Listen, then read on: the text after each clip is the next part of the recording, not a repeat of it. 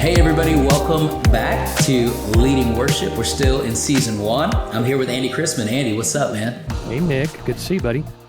Good to see you. Today, we're going to be diving into an amazing topic. I think it's a topic that almost everybody should be familiar with, and it's the topic of rehearsals.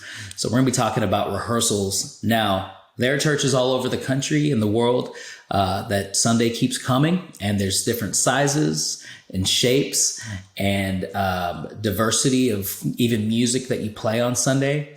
And so rehearsals can look different. They do look different at almost every single church.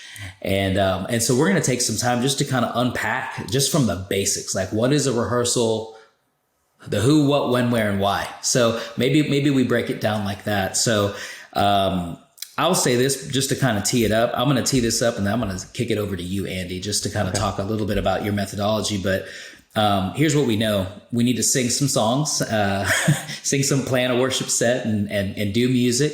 That typically involves a band. It typically involves singers. And there's a lot of coordination that needs to happen. What I would say is I kind of view rehearsal as one of kind of 3 pieces for the weekend in leading up to actually service happening. So the first would be practice. Practice for me is typically personal. So I ask our team to practice and prepare ahead of time. Then when we do our rehearsal, that's actually bringing it all together. So everybody's practiced and learned their parts, what they need to do. We're bringing it together and seeing how we blend together, how we sound together. That's part of rehearsal. And then the final thing that we do typically is what's called a run through. So run through is when the people who are programming the lights are running lights, and the people who are going to put the words on the screen are running the words on the screen. And maybe even the person that is hosting the service might even come up and grab the mic and do the welcome and kind of go through some of those things. And all of that's timed, and we're checking for times, we're checking for sound, and all the other production pieces are coming together. So cameras are rolling and things like that. People know like when the electric guitar is going to get, when the solo's happening. So they're prepared for that shot and things like that. So that's what I would put in kind of like the run through category. So that's basically a framework. But today I really want to hone in on, what is a rehearsal? Why should we rehearse? What's the goal? So I'm going to toss that over to you because I've actually really admired Church on the Move for a long time, and what you guys have built over the last 20 years, just from a worship culture perspective. And I do know this, that nobody does rehearsals like Church on the Move. And so I'd love to hear a little bit about their process and kind of your take on it. And we may play a little bit of good cop, bad cop here in this episode, because I'm sure I'll have some questions along the way. Yeah, absolutely. And I just want to go back to something you said at the beginning, that every church is just a little bit different in the types of musicians, the songs that we play, maybe the goals that we're after in worship. When I teach vocalists, I kind of use the same analogy. We're all the same, basically. We have the same number of bones and muscles and chromosomes and DNA strands and all that kind of stuff, but we're all just a little bit different. So it makes us all unique. So, but there's something I think that binds us all together, and it is that we're coming together to worship God at His throne, and we want to take as many people with us as possible. And that's the essence of worship. And that's really, and I heard one of our pastors at Church on the Move say this the other day. It's why we show up at church, so we can worship together, so we can go to the throne room of God together and worship Him. So what we do is very important, but how we get there, man, there's a lot of different ways to get there. But when it comes to rehearsal, this is a subject that I'm pretty passionate about on my end. I think just because I came from the concert world and was in Christian music for so long, and we always wanted to put the best product we could out there. As artists, you want to get better and better and better. And anybody knows that if you want to get good at your instrument, if you want to get good at your talent, if you want to get better at what you do, what do you have to do? You have to rehearse.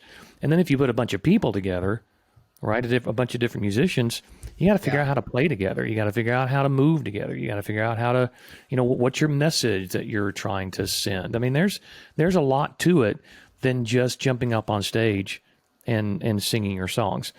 So back to the point of, there are small churches, and maybe you have volunteer musicians who, really the only time that they can give is that Sunday morning from, let's just say 7 a.m. to noon.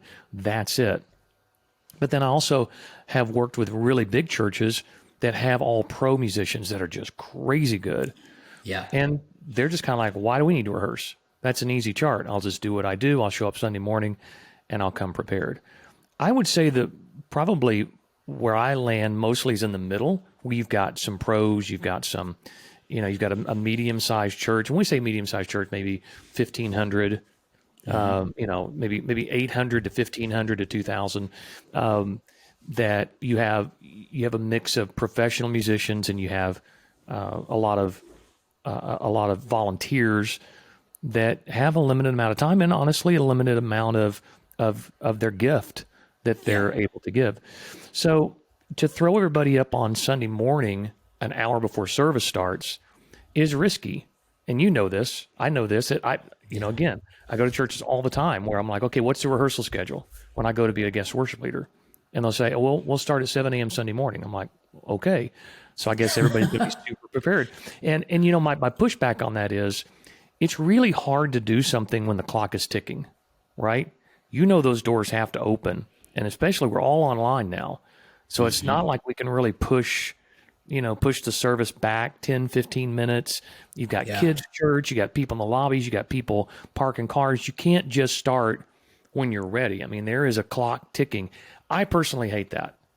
I want to be able to sit with the singers and the band and even the production people, just talk about, hey, here's our plan.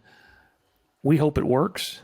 Well, on a Wednesday or a Thursday night, which is when I typically rehearse with my teams, we have time to answer all those questions. Does this song work? Does it work in this key? Is this the right singer? Can we just, hang out for a little bit and try a song this direction? Maybe we take the song this direction. Even the production guys, men and women, can have some input into that as well. Hey, that doesn't sound great out here. What if you tried this? Those are the kind of things I think you get with a rehearsal, which I'm a big fan of. I don't know if Nick, if you've seen this movie or not. It's a movie called Chef with Jon Favreau. No, I haven't seen it.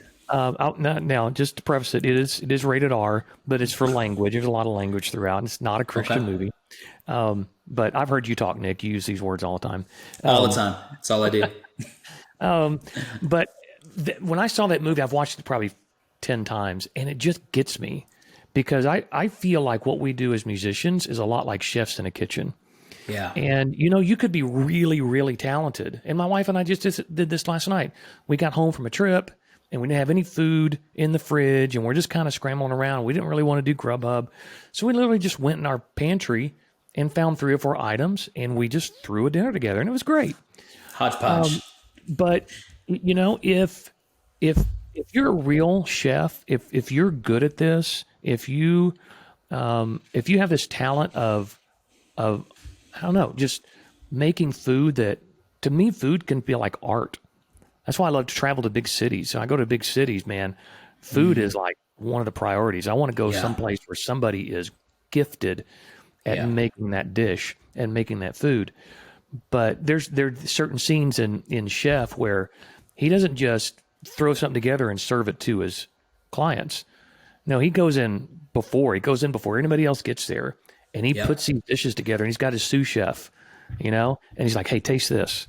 And he's like, oh, that's magnificent. Oh, what if you did this with it? And they start creating in that space where there's nobody in the restaurant yet. And it happens several times in different scenarios throughout the movie. And he's not going to serve something to his restaurant, the restaurant patrons, that he hasn't tasted himself, that he hasn't gone, you know what if we tried it this way? And then when people come in, he's able to give them something that's really wonderful that people go, wow, that was a great experience. So that is a long explanation to talk about our mindset at Church on the Move. Now, Church on the Move, at least in the past, and it's changing a little bit, just because times change and people change and leadership changes, we should always be aware of that. But in the past, excellence has been a value, right? Mm-hmm. So just like with a chef, great presentation and great flavor, right, is a is a value, not just feeding people Yeah. and giving them enough food until they're full, right? So music for us at Church on the Move has not been just, let's just check those boxes to make sure everybody gets 4 songs, that they're full, that we sing until everybody's tired of singing, and then we move on to something else. Now, we want to create something beautiful. And we've always been of the mindset that beauty is a clue for God. If something is beautiful, it makes you go, wow. I say this all the time to worship teams. When you see a beautiful waterfall or maybe a gorgeous sunset, or if you've ever been hiking and you get to a certain part of the mountain and you come around the corner and you see this vista, sometimes the appropriate exclamation is, "Oh my God." Yeah. Because it's a guttural thing to where you just go, "Wow, God, you're amazing. What an incredible creator you are. And I'm blown away by your handiwork." I think music is the same thing.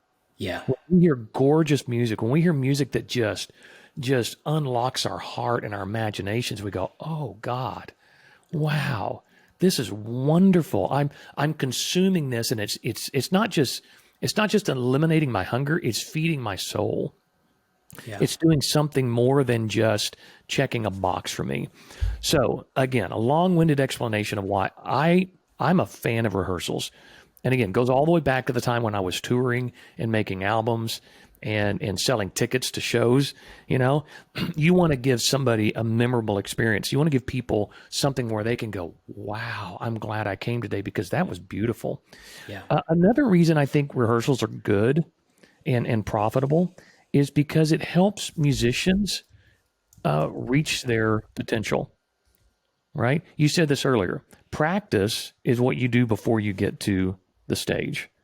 You make sure you know your music, you know what's expected of you, you understand the roadmap of the song, you understand who you're going to be playing with, those kinds of things. But when you get together, then you rehearse and you start ironing out all those kinks, right? Yeah. But what you're also doing is, one thing that's really great about rehearsals for me is that these pro musicians or maybe more seasoned musicians spend time with younger musicians or musicians that haven't reached their potential yet or started to Right. reach potential yet.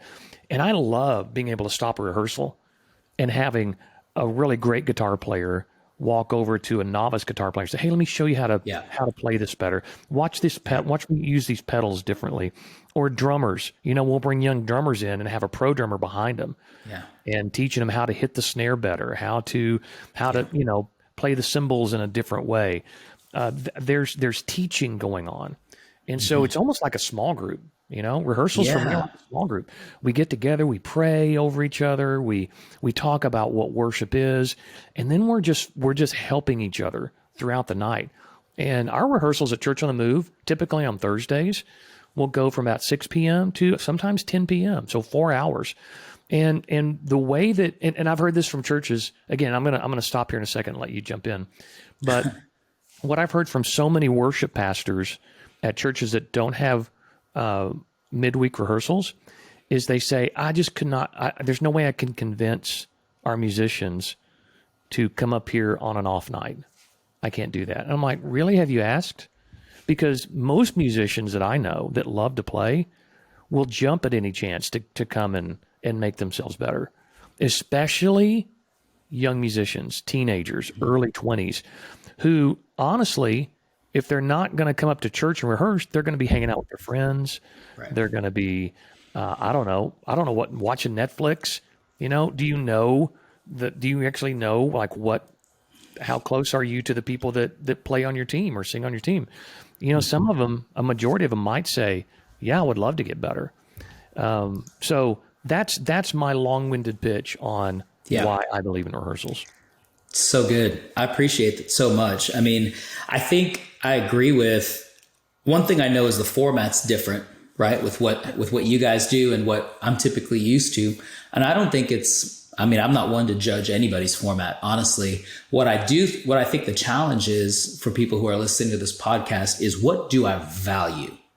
Right. So you came back to this word of, man, what is in your value system? Mm-hmm. What is my goal? What am I trying to accomplish? And so I just, even as you were talking, wrote down a couple notes of things that I value. in any rehearsal, no matter the format. So for me, it starts with valuing the congregation. Like you said, hey, the people are going to make an effort to come and gather together. How do we best value them and provide an experience that is life giving to them? The second thing you want to value is your team. So like you can be in a rehearsal and the team can feel devalued at the end of the rehearsal, even That's though true. Yeah. like it wasn't life giving. A rehearsal. Yeah, so you better understand what kind of leader you are. You have to be more of a leader of people than you are of music. But the two are like this. They have to be intertwined. You know, you can't be that's the first. If you're a worship pastor or worship leader, the first gift probably that God gave you was music. Yeah. Yeah. Yep. But just like me, I had to learn leadership, and I probably did. I probably did run a lot of people off in those early days because I was just like, do it again. Nope, it's not right. Do it again. And I have, and you know, through time I've softened up a lot on that to understand you can't push people just because you have a goal that you're personally trying to achieve. You're reminding me of Michael Jordan in The Last Dance when he was like pushing the team. Yeah. And you know, but at the same look time, what they accomplished. I mean, look what they accomplished. You can't deny that. And everybody that played with him are glad that they did. But does that translate to ministry? I don't know. Yeah, I mean, listen, at the end of the day, I say this all the time. We're all doing ministry, and there's fruit in your ministry, but then there's fruit kind of your ministry too. Right. And so there's the kind of the in and the of, like God is doing stuff through us, but he's also doing stuff in us. And so part of rehearsal and anything that you do is, man, what value am I adding to the team? And how can I actually help them get better, grow closer to Jesus, grow closer together in relationship and community, which can happen in rehearsals, and then also just get better as a player. So what you said about, I always think about electric guitars because there's usually two in most contemporary worship settings, and they're usually two completely different people. I mean, they don't play alike. They may have different levels and then also just different styles. And so I've been in worship teams where we have like maybe 4 to 6 guitar players, and any two could be on at any particular time, maybe a lead, maybe a rhythm. And so even just working through the weekly blend of how are our 2 electric guitar players blending together and getting that consistent. And I think that's probably the key word, the key value is consistency, especially with teams that have a lot of rotations. Is how do I have consistency week to week, consistency in excellence, consistency in sound, consistency in how we blend together.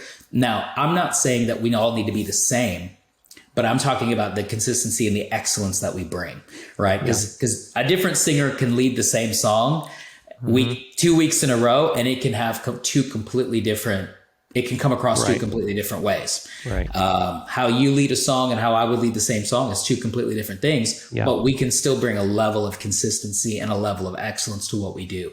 Yeah. And so, I think that all gets accomplished. You can use rehearsals as a tool to help bring that together. I love what you said too about collaboration with the team, collaborating with the production team. I'm going to give an example. We did a song this last weekend, Such an Awesome God by Maverick City. And typically, if we do it like they do it on the CD, it ends with the chorus big a couple times and then a down chorus and just kind of fades out. Well, this weekend, we wanted to freshen it up. We've done it a few times in church. And I don't know about you, but you kind of feel the weariness of, okay, we're just going to do it like we've always done it. And I talked to the drummer and I was like, what if we went back into the bridge at the end? So we did the chorus and then nothing compares to the Lord Almighty, nothing as sweet as his love and mercy. And then we ended big on the mercy part. Just take a different angle, end on a different moment, a different perspective.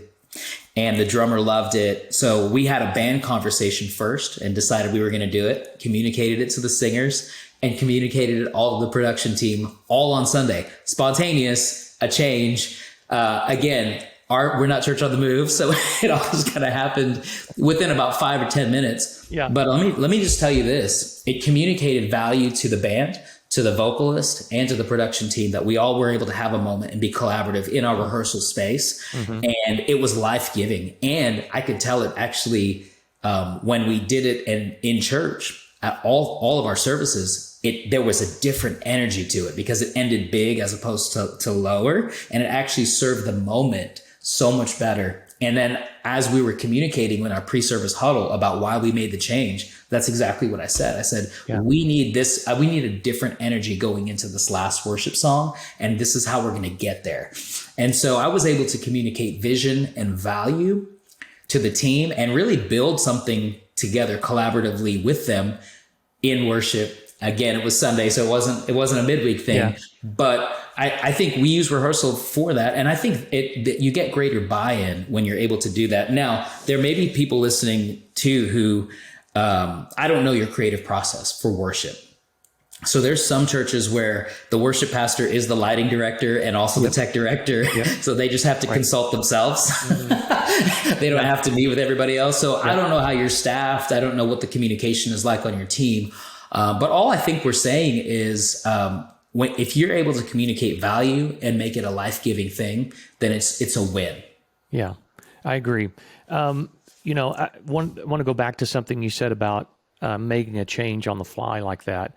One of the things that you have to remember, especially if you have a sound man and a lighting guy, and Church on the Move, we have people on stage and cameras and all that stuff. And that's another reason why we like doing a midweek rehearsal, is so we give our production team as much time as possible to do all the things that they have to do, and it sets them up well.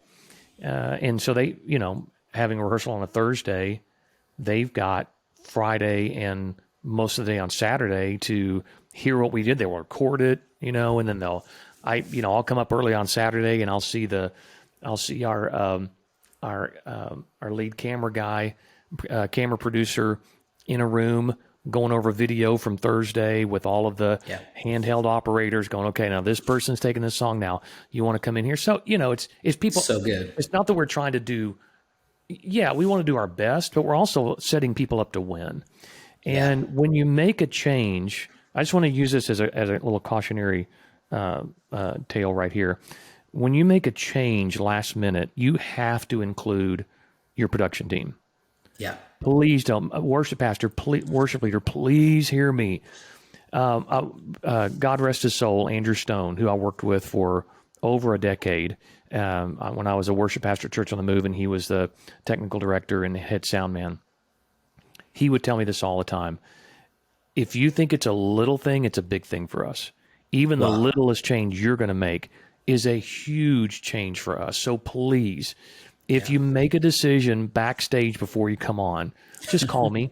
Call me. We'll wait 2 minutes to roll the opening video, whatever, and we'll work it out. But just let me know, and those things are huge for them. And I've been guilty of that, of making what I thought was a small change right before service, and then meeting Andrew after the service, and he's looking at me like, "What'd you do to us, man? You hung us out to dry, and our cameras are in the wrong positions, and we looked like we didn't know like what we were doing. It was great for y'all, but we kind of got caught with our pants down here."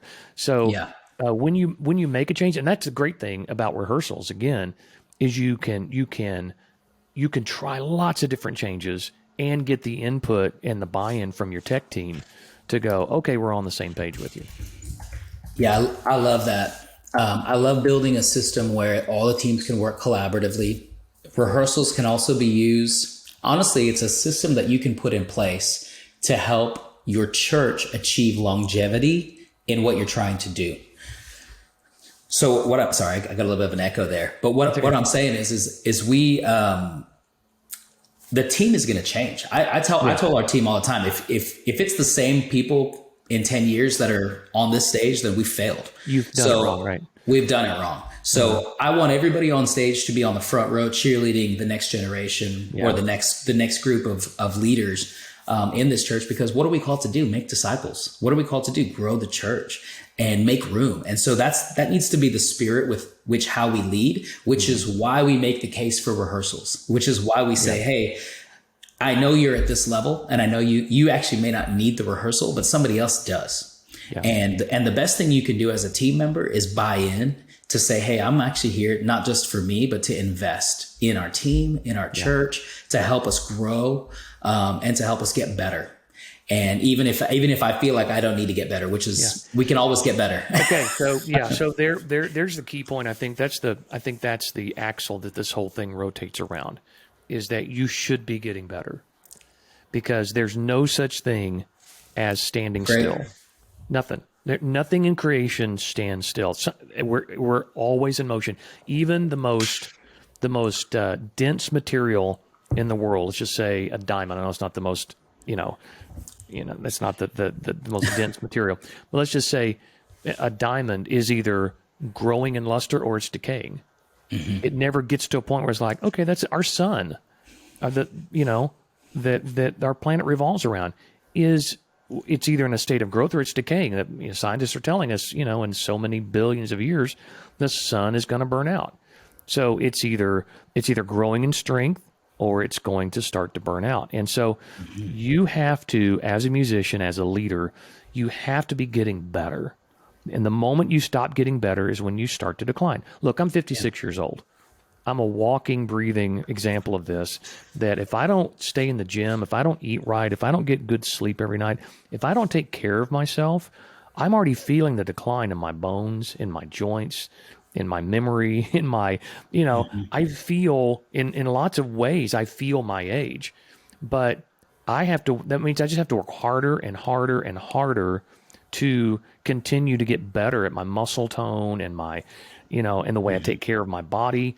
And honestly, just the way that I keep my mind fresh and sharp. And you know how I do that? The best way to do that is being around other people. Yeah. It's good. Being around, especially other musicians, songwriters, creatives. When I'm by myself and I'm not around other creatives, man, I can feel I get stagnant. And all I do is I go back to those old ways that have worked in the past. Mm-hmm. Now, there's nothing inherently wrong with what's worked in the past, but God doesn't stay in the past.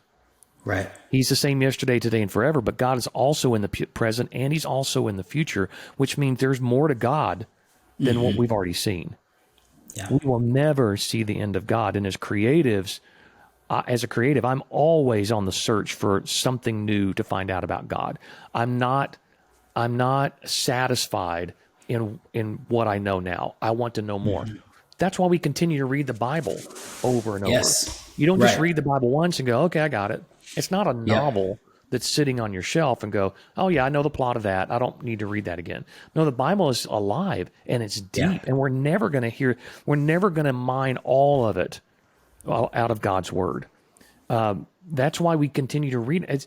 Right now, even at my age, I'm going through the Old Testament again. I'm in the book of First Chronicles, and I'm just like, wow, there's stuff in here that I didn't notice 10 years ago. Or even 2 years ago, as I read through it again. And as a creative, as God has given you the ability to go farther and deeper than even at an older age than you thought possible. Because if he's endless, then his ideas are endless. His creativity, the Spirit's creativity is endless, and you can tap into that. So that is my ultimate pitch for rehearsals and getting together more often to make music and to explore what God might have for your church and worship that weekend, because that keeps you moving forward. And the thing is, when you just show up on Sunday morning, and I get it, you may not have any opportunities at this point, but just explore it. Just ask the questions of maybe there's more than just getting there at an hour before doors open on Sunday and running through the songs, because you're never going to have enough time to explore. Yeah. That's so good, Andy. I love that. I think I agree with you. I think there's a spirit of humility attached to the spirit of growing. So if I say I'm going to grow, if I say I'm good to keep it in neutral or keep it in autopilot, that means I've arrived. That there's a spirit of pride attached to that. And I think the biggest thing that worship people battle right now is pride. Pride will always be waiting for you on the platform. And so one way to attack that and be proactive about that is to embrace the discipline of rehearsal embrace the discipline of Amen, brother. getting better. And even in that and through that, I think getting around people and being inspired, man, I can be inspired by every single person on my team. Somebody said, always keep your notebook open. And it's, metaphorical, but like, I want to learn from everybody in their approach. I think there's always something to learn, good, bad, or indifferent. And another great way to grow your team and to grow yourself is to have a time to let your musicians have a voice. What do you think? Where do you think this song should go? How do you think that part should be played? When you're under the gun, you're really the only voice that can be heard is you as a leader, because you're saying, guys, we got to do this, we're going to do this, and everybody just goes, okay, that's what I'm going to play. To grow leaders, that's some of the best ways we've grown leaders at Church on the Move. Worship pastors, worship leaders, MDs, songwriters, producers, studio engineers. We've got them all over the place and they're growing. I mean, more every month is because we have a place where these musicians can come, and we don't have a time limit. We just go. It'll be done when it's done. How long is rehearsal tonight? Well, we don't ask that question. Yeah. That's not a question that we ask there. Oh, what time are we going to be done tonight? Well, I don't know. When we're done. And you have to trust us as leaders, right? To not push you too far and be greedy with your time. But we're done when we're done. And you can allow keyboard players and drummers and guitar players to have a voice to say, hey, what if we did it this way? Hey, that's a great idea. Let's try it. You don't have that time on Sunday morning. Yep. Yeah, and I think sometimes we think that everybody has our personality. Like some people can come in on Sunday and be like, yeah, I'm good. But some people need that time. Some people don't do well with clocks. And we have to be respectful of that approach and their personalities and how they're wired, to say, what if we provided space for them to come? And they're amazing musicians, but they're just wired differently. Like they need it. And so how can we best serve our team? Again, it comes back to value. How am I valuing? How can I best value my team with time, with the talents that they have, for us to build chemistry so that Sunday morning, it's not obvious that, where there's mismatches in chemistry and all of those things. Okay, last question, and then we'll wrap this. And this is kind of like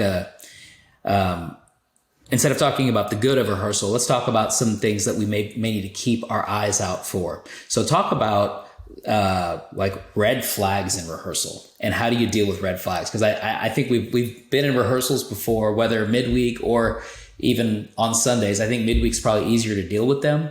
But when you get a red flag, what would the red flag be? Give us a couple examples of red flags, and I can share too. And then how do you deal with red flags? So I really think this is if we dive into this, it's a whole other episode. And I actually have a list. I think I've shared this with you before, Nick, about a checklist, a worship checklist of what to look for, and things that we just inherently know will wreck a worship service. But overall, for me, it's about, does this feel right? Just as an artist, I have a feel. Just like a chef has a taste. It doesn't taste right. Yeah. It doesn't. It's not right. Let's try it differently. Let's try adding this ingredient a little more. Let's mix it a different way. For me, it's about feel. I try to put myself in the congregation during rehearsal, and I think this is. And again, this may be way down the line. If you're not doing midweek rehearsals, then there's no way you could adopt this. But at Church on the Move, we have a producer. Like every rehearsal has a producer. Somebody sits in the room that we trust. That just goes, it doesn't feel right. Yeah. Man, that song's too long. It doesn't go anywhere. I'm losing interest. And if people, what we've done is we've trained people to be in the room that just go, if I was in the congregation while this was happening, I'm envisioning everybody standing around me singing, and I'm losing interest. Or that felt weird right there. Or that was a real left turn. That is a red flag for me. If I'm out there listening, or if I'm on stage, I'm trying to put myself in the audience as well. I'm just going, does this feel right? Yeah. Does it feel right? I love the songs, but does this set feel right? So that's my first red flag. I trust that. So it's the marriage of the gift that God has given me as a musician and as an artist, and also the moving of the Holy Spirit, because I've put myself under His control, Yeah. especially if I've accepted the call of ministry. I trust that the Holy Spirit will speak to me, not only in service, but also in rehearsal, just to go, that's not right. I don't want that this weekend. I want you to go this direction. So I search for that peace, and the red flag is the uneasiness of, I don't know. And then, Nick, sometimes I carry that all through the weekend. I call that the holy burden. And I actually want the worship pastors that I train to feel that holy burden Yeah. all the way to the time they take the stage, just to go, am I Yeah. am I going the right direction? Holy Spirit, I'm gonna be sensitive. Carry that with Yeah. you. So that's a red flag. I'll just leave it at that. I think a lot of this could be a whole other episode. Yeah, What about sure. you? Yeah, so for me, I love that you said holy burden. I call it the weight of worship, Yeah, and I think we may have touched on it in our very first episode where we talked about you are a leader, but just feeling the weight, the burden of worship, and also the ability that worship has to kind of just set people free and change lives and change mindsets and all of those things, and being aware of what people are carrying. So knowing that and thinking through the weight, red flags for me sometimes come across in just attitudes on stage that I can just feel and pick up on. Because I feel like, man, if my team is in a healthy place, then I think that just opens the door. I mean, emotionally, spiritually, mentally. I mean, obviously there's the playing part of it too. But if they're in a healthy headspace, then I can feel it. If they're not, I can feel it. And I think it just affects everything. So even with the whole idea of rehearsal, I feel like my spiritual radar is up, too. And I'll give you some examples. I always need to know, like, I'm very well aware of what the pastor is preaching on Sunday. And because we need to kind of understand that energy and what we're leading into. And so, red flags for me is like, if it's a heavy topic and people are just kind of not on, like, ready for it, because, man, I'm not to over spiritualize things, but sometimes when you have a kingdom shaking, ground taking weekend in the works, weird things happen. yeah, And there's things sound wise, or lights go weird, or some train wrecks happen all the time. And so it's not a matter of if, it's a matter of when and how you respond. And so I'm really big on just making sure that everybody's like, are we in alignment? Are we in agreement with what we're doing, where we're going? Are we on the same page? Is there some relational tension that I might need to address or talk through?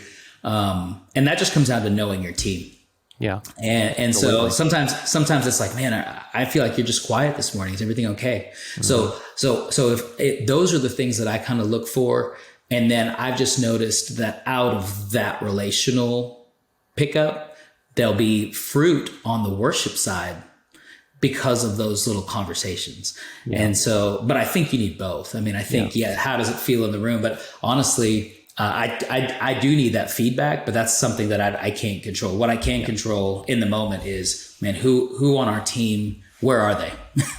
yeah. So. And I know we're going a little longer than we normally go here, but I love this conversation because it just spider webs into so many different directions. Let me just take the burden off of you as a worship leader, that the greatest gift that you can give God is just getting up on that stage every Sunday morning. It's good. Just take the step of faith and get up there and do what God's called you to do. Use those gifts that He's graciously given you and proclaim His name. Lead in worship. And if it's not perfect, it's okay. God will use it. God cannot be outmaneuvered. You can't screw it up. Right? I tell my worship team a lot of times when they walk off stage and they have their heads down because they screwed it up. I'm like, let me ask you a question. Did you lead anybody to hell this morning? No? Okay, we're good. The Holy Spirit's going to do, but God is undefeated. He's going to do what He needs to do, and He's honored by us just showing up and giving Him what we have. So I tell our worship leaders a lot, just kind of behind closed doors. I'm like, we're going to work our tails off and Yeah. we're going to be the best we can be. But here's the little secret. It's just worship. It's okay. In the Yeah. end, just go before God. Even if you're Yeah. not It's prepared, good. even if you've had a lousy week, just get up there and go before God. And he counts that as righteousness and faithfulness. Now, beyond that, let's go back to the chef one last time, to the chef analogy. If I'm a chef and I know how to make a great meal, and I get to dinner time and I haven't prepared, or you know what, it's just been one of those weeks where I came from out of town and there's nothing in the pantry, and I serve my guest boxed mac and cheese, well, you know what, I've accomplished the mission of making sure they got something to eat. Same thing with God. And if circumstances, or maybe you've made some bad choices, God gets it, right? He's not going to condemn you for it. Romans 8:1, right? There's therefore now no condemnation for those who are in Christ Yeah. Jesus. That applies to you as a minister, as a worship leader. And all you can serve is boxed mac and cheese. God will go, I appreciate that. I appreciate Yeah. that. Here's the thing though. If 5 weeks in a row you serve God boxed mac and cheese, at some point your king is going to go, is that all I'm worth? I love you and grace and mercy abound, but is that all I'm worth? I think the king deserves more than that. I think the king deserves the best that you can give him. And It's that's the good. way I live my life as an artist and as a worship leader, is that I don't want to serve boxed mac and cheese to my king, because I can do more than that. And I Yeah. think, to me, that's the bottom line of why I think rehearsals and spending more time preparing for worship is important, is that your king deserves more. I love that. Thank you for sharing. That's a great closing thought. I have nothing to add to it. This is Leading Worship. I'm Nick Adjamudi. That's Andy Chrisman. And thank you guys so much for listening. We'll see you next time.